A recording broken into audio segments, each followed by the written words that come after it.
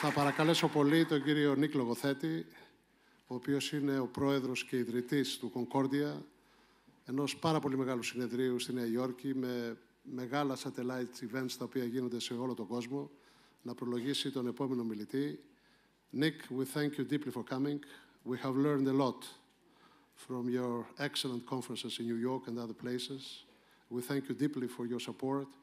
And please join us here to welcome the next speaker. Ο κύριος Νίκος Λογοθέτης, παρακαλώ.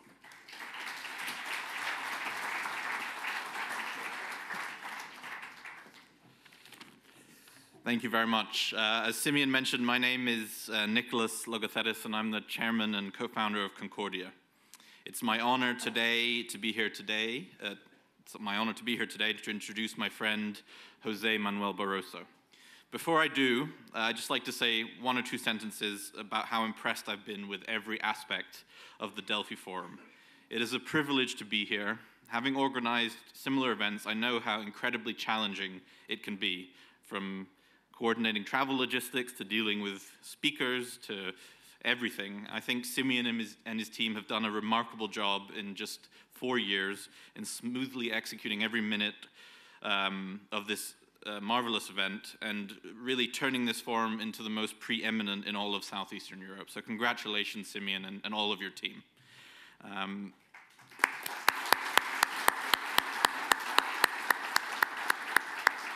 Jose Manuel Barroso served as president of the European Commission from 2004 to 2014, and prior to that as Prime Minister of Portugal. President Barroso has dedicated his life to ensuring a closer and more unified Europe, and has been a stoic friend of Greece, including during our darkest hours. You never forget those people who are kind to you when they don't need to be, and who help you when they have nothing to gain. And for me and for Concordia, President Barroso is one of those selfless people. We will be forever grateful for this. Currently, President Barroso serves as non-executive chairman of Goldman Sachs and on a number of philanthropic boards, including as a member of the Concordia Leadership Council. Please join me in welcoming my friend, President Jose Manuel Barroso, to the stage. Thank you.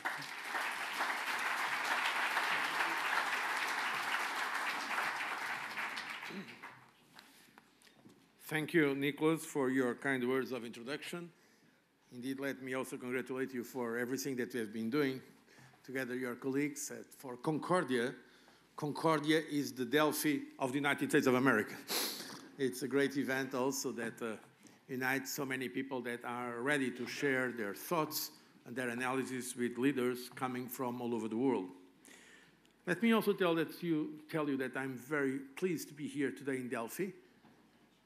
I'm sure you don't know that, but I'm an honorary citizen of Delphi. I received that distinction some years before, a distinction that I share with other cities, Athens, Rio de Janeiro, where my father was born, and Lisbon, where I was born. So it's indeed something that have moved me when Delphi decided to give me that citizenship. And I'm very delighted to see that Delphi now is also known not only for its great history and importance for Greece as a whole and our Western civilization, but also as the city where we have this very successful Delphi Forum.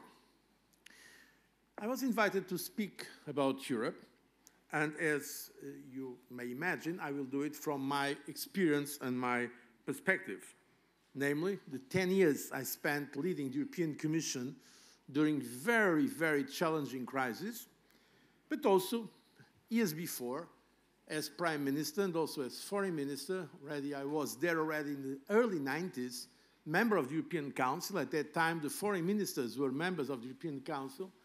And so I'd like to share you this perspective with a sense precisely of balance, because I really believe that today, when many people speak about Europe, there is sometimes a loss of balance and perspective. And we need to put things in a historic perspective and also a geographic comparison. Probably I'm going to disappoint some, but I do not share the current intellectual glamour of pessimism when people speak about Europe. I think we have very serious problems, yes, but I also think that we have the resources to overcome those problems.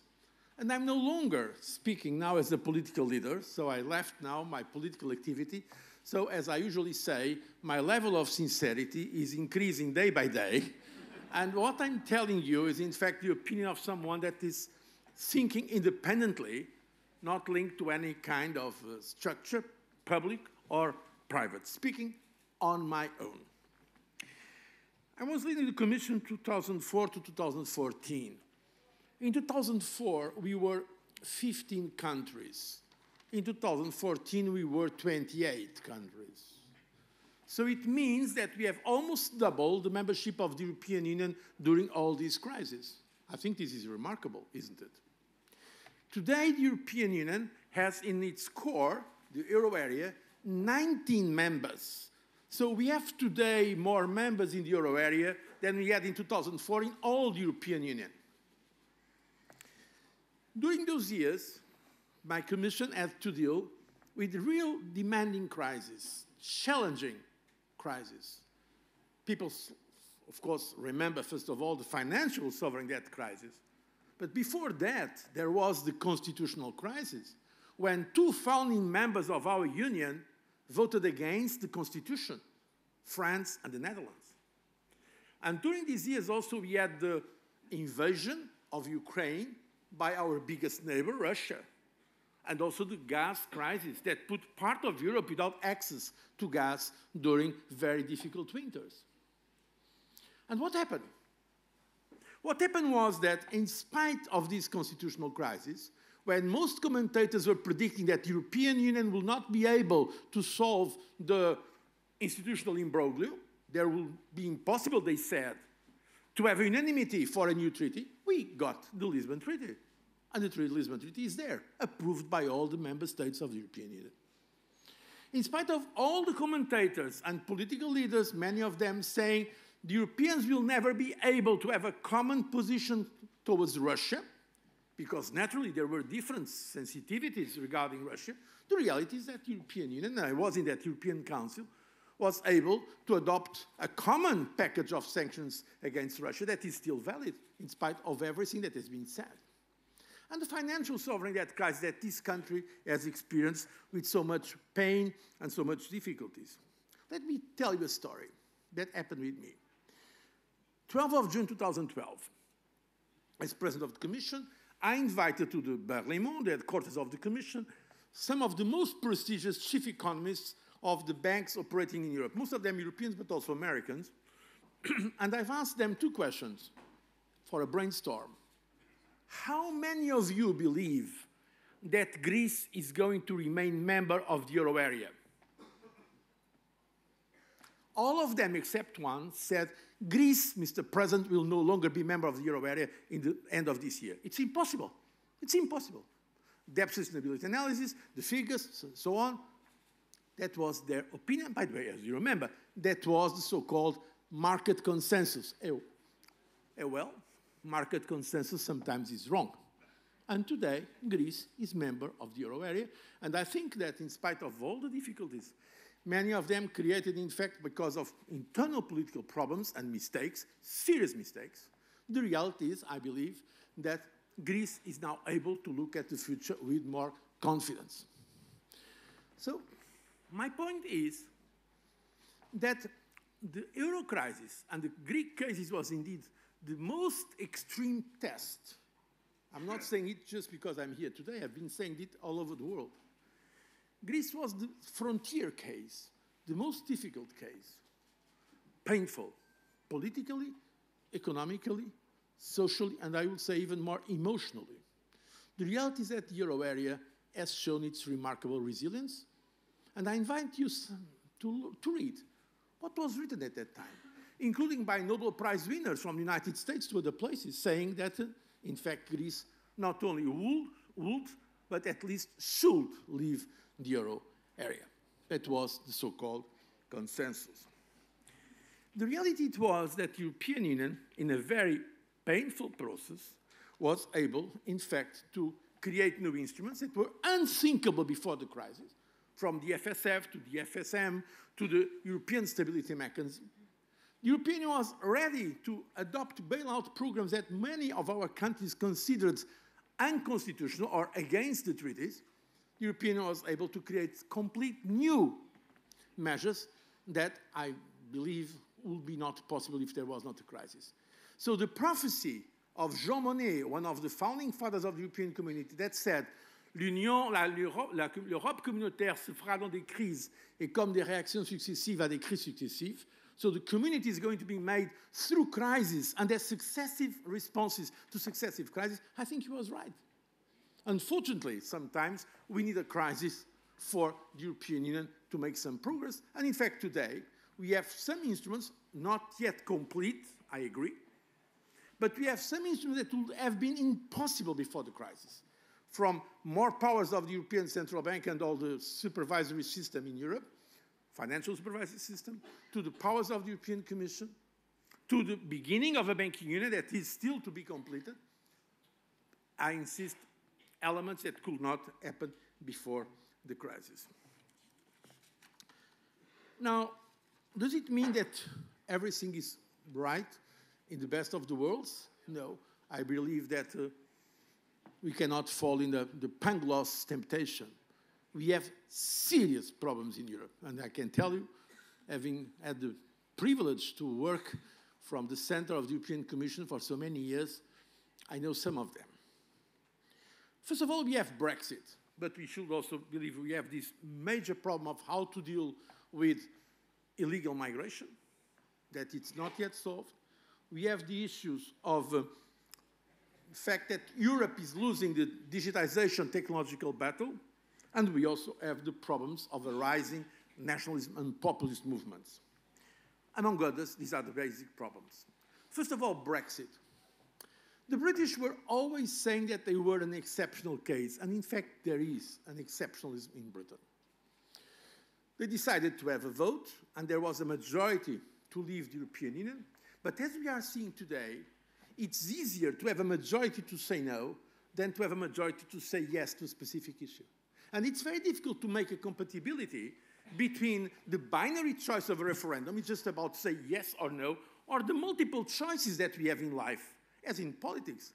The question is, there was the majority, not a big majority, but there was a majority in a referendum to say no to the European Union, but there is no majority for any positive solution. There is no majority for having the so-called Canada-type agreement, the so-called Norway Plus agreement, to have a new referendum, or even to have a hard Brexit. There is no majority for a specific customs union or a majority for being or remaining in the internal market. That shows how imprudent it was to organize a referendum without thinking a little bit about the landing zone of the future. But that happens, and sometimes political mistakes have very heavy consequences. Having said that, I believe we should come to a solution. I believe a solution is possible. The reality is that there will be no country more important for the European Union outside the European Union as Britain. And there will be no relationship more important for Britain than the one they have with the European Union. So I think it is in the interest of all of us to find a solution.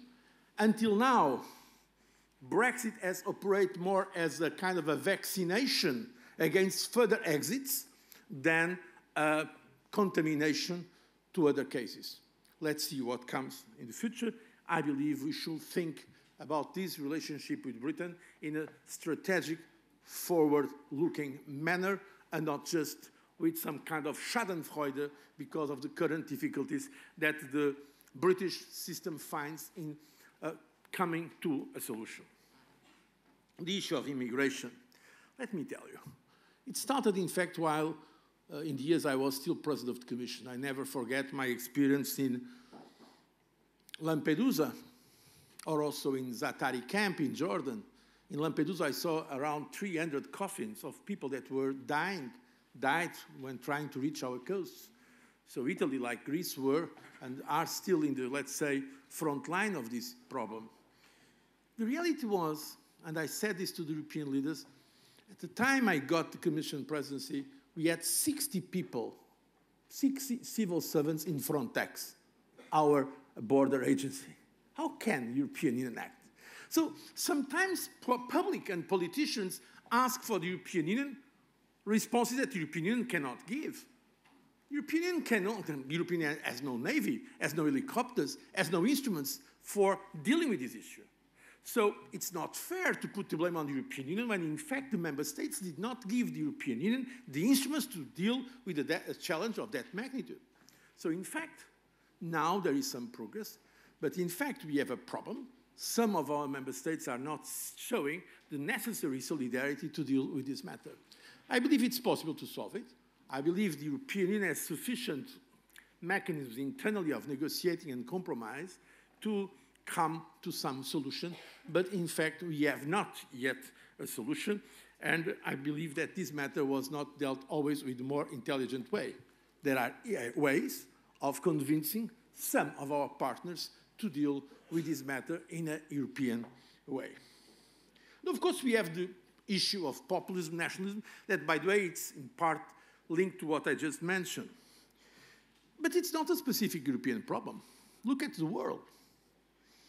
From the United States to China, from Russia to Turkey, from Venezuela to the Philippines, we are seeing more and more appeals for nationalism, strong authoritarian leaders, nativism, isolationism. So in fact, this is part of a more global trend against globalization. There is resistance to globalization because there is movement for globalization. And I believe it will continue in spite of this resistance. Because to a large extent, globalization is not being driven by politics, it has been driven by science and technology. And so we are going to find a new balance in a contradiction that exists today between two forces. One, it is flux, the flux of more interactions globally, financial, trade, investment, international travel. So people-to-people contacts, cultural and communicational exchanges, they are going to continue in the medium to the longer run. But there are, besides that flux, or against this flux, there is also the friction of nationalism, aggressive nationalism, protectionism, and also forms of nativism, and sometimes even xenophobia, not to say racism. So I think Europe needs to do more, of course. Europe needs, first of all, to complete the euro, go ahead with the banking union, and to have some kind of fiscal capacity in the European Union, at least for the euro area countries. We need, of course, to complete the internal market. The basic reason why there is not capacity in Europe at the level of the United States or China in terms of digitization is not because of what others are doing. It is because we have not done our homework. Because we have 28 different internal markets, and we need one internal market for digital. The future in terms of trade will be digital, not a traditional trade. So we need a common integrated market. That is the first condition for our people that are, in fact, in terms of science, not behind the United States and certainly not behind China. The European Union is the best producer of science in the world, but the European Union has not been able until now to translate that knowledge and intelligence in terms of market, has not been able to go from the laboratory to the market. And this is because of obstacles that still remain in our organization and governance methods. Of course, we need to have a truly security policy, an internal and external security policy. For me, it's obvious that if we want to keep a European Union without internal borders, we need to have a credible, strong external border. It's impossible to have a European Union without internal borders, as we have and enjoy today, if we are not credible when it comes to our external borders. So we need, I don't know, we don't need to have a wall like others are proposing, but I don't know any political entity that has not a clear definition of its territory. And this is why I think now we are going in that direction. I think today, in fact, if I want to be a little provocative, there are three factors that are uniting Europe in terms of security and also in terms of defense: Brexit, Putin, and Trump. For different reasons. Brexit because Britain leaving disappears the biggest obstacle until now for a European identity in terms of security and defense. Because our British friends have been traditionally reluctant in accepting this kind of identity because they saw it as a challenge to NATO. I believe we can do it inside NATO and remaining faithful to the transatlantic alliance. I will be happy if all the others show the same commitment.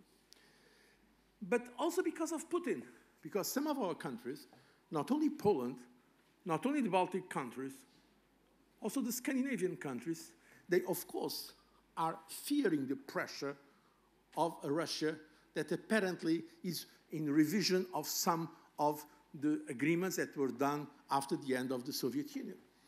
So there is a real problem there. But also President Trump. Because when President Trump has put in question NATO, and also when, even if in the reality NATO is becoming stronger and not weaker, which is a very interesting the contradiction between the rhetoric and the facts. But when the President of the United States is criticizing NATO, and when he's asking, and in that point I believe he has a point, Europeans to spend more in terms of defense, of course the Europeans are going to do it. They are already starting to do it. So that will also facilitate some progress in the field of security and defense. So this is why I believe there is room for progress in Europe. I really think there is. Now, are we going for sure in that direction? The reality is we don't know. Some years ago, or some time ago, I was in an audience like yours, but very young people, and they've asked me, what is going to be the future? And my answer was, it depends on you. The future is open. It's not pre-decided. Okay, we can analyze the trends or the mega trends. You can see what is the stronger trend, not less stronger trend, or the resistance to those trends. But the future is not written in advance. I mean, we can ask Apollon here in the temple, but probably it's better if we trust ourselves more. And if we try ourselves to decide on that. So at the end, it's a question of leadership. And sometimes I fear leadership is in short supply nowadays. I think that for the European Union, the biggest trend and the biggest factor for further integration is globalization. It's quite obvious today that even the biggest countries in Europe, economic countries, from Germany to Britain leaving or France, they are not in the same league, economic league as the United States or China. As a Prime Minister of Belgium once said, in Europe, all countries are small. The problem is that some have not yet noticed it. Today in the world, and I can share with you my experience of dealing with those matters in the G8, in G7, or in the G20. Today in the world, there are 3 real powers in the global economic league. United States, China, and European Union. We remain the biggest trade bloc. Our countries, Britain, for instance, now leaving, of course, will remain a very important economy, but will no longer be in the Premier League of economic global power. So, in the years of the globalization, it matters our dimension. So I think this will be probably the biggest trend for further globalization and for the European Union. Of course, we have problems, but for those who criticize the Europe of today, I invite them to think just a little about Europe of yesterday. Was Europe better when half of our continent was under totalitarian rule, one-party rule, no democracy, political prisons? Was Europe better then? Was it better Europe when Greece or my country, Portugal, Spain, were under authoritarian regimes? Was Europe better in the 20th century when we generated 2 of the worst wars in mankind's history? When we had the Shoah here in the center of the European Union? Today, European Union. So we need this sense of perspective. Certainly Europe is not in the best position ever, but we are certainly much better than in the past. And if you look at the social indicators, including child mortality or life expectancy, we are in one of the best positions globally. So that's why I think without arrogance, we should at least be a little bit proud of what we have been doing in Europe, namely for peace, because that was the goal of the European Union when it was created.